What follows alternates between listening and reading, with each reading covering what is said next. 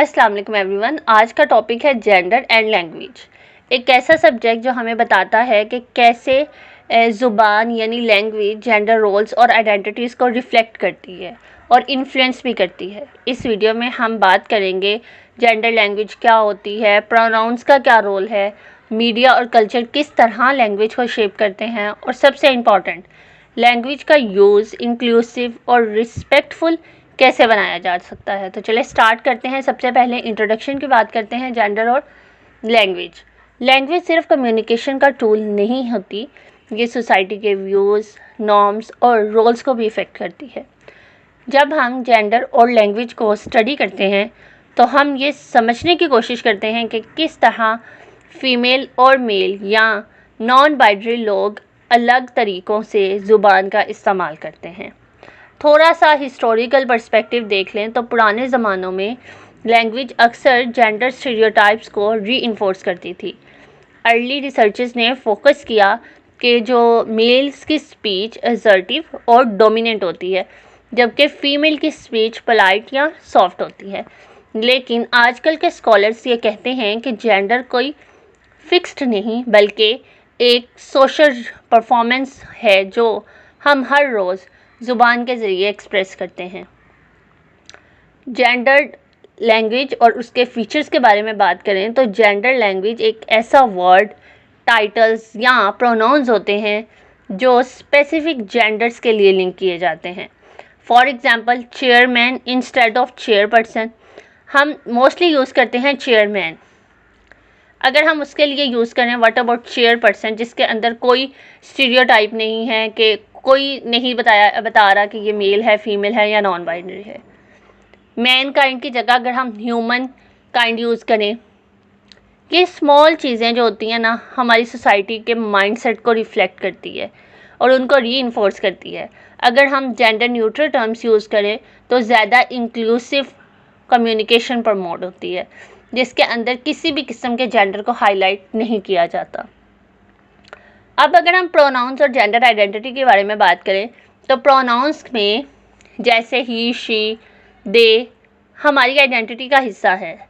आजकल लोग अपने प्रेफर्ड प्रोनाउन चूज़ करते हैं, जैसे they, them for non binary people. Respectfully जो प्रोनाउन यूज़ करना एक इंक्लूसिव और रिस्पेक्टफुल इन्वायरमेंट क्रिएट करता है, चाहे क्लास हो, स्कूल हो, वर्क प्लेस हो या मीडिया हो। लैंग्वेज और पावर डायनामिक की बात करें तो लैंग्वेज सिर्फ एक ज़ुबान का मामला नहीं है, बल्कि ये एक पावर का भी रिफ्लेक्शन है। कई दफ़ा वुमेंस या मार्जिनलाइज्ड जेंडर्स को इंटरप्ट किया जाता है कि ये उनकी स्पीच को लेस सीरियस लिया जाता है। ये सब पावर डायनामिक बताती हैं कि किस तरह लैंग्वेज अनइक्वल स्ट्रक्चर को सपोर्ट करती है। नेक्स्ट, अगर हम जेंडर्ड लैंग्वेज का मीडिया और लिटरेचर में क्या रोल है उसके बारे में बात करें तो मीडिया और लिटरेचर में लैंग्वेज का यूज़ बहुत ही पावरफुल है। ड्रामास, फिल्म के जो डायलॉग्स दिखाए जाते हैं, कई दफ़ा लड़कियों को इमोशनल या वीक दिखाया जाता है, जबकि लड़कों को स्ट्रॉन्ग और ब्रेव।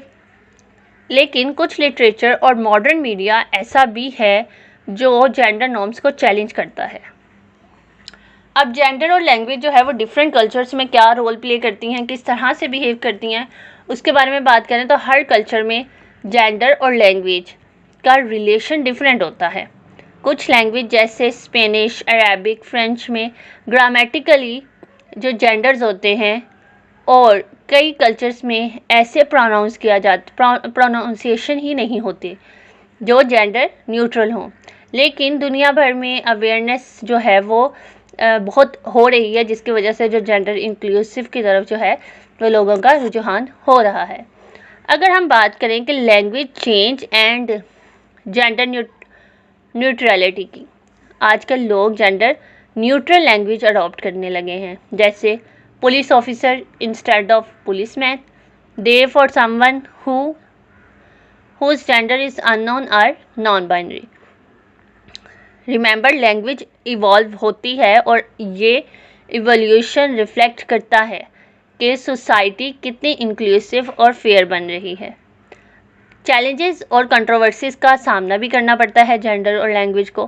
कुछ लोग जेंडर न्यूट्रल टर्म से डिसएग्री करते हैं, कहना होता है कि ये ट्रेडिशन के खिलाफ है, लेकिन चेंज कभी इजी नहीं होता। डिस्कशन और एजुकेशन के ज़रिए ही हम क्लैरिटी और इंक्लूसिव दोनों ला सकते हैं।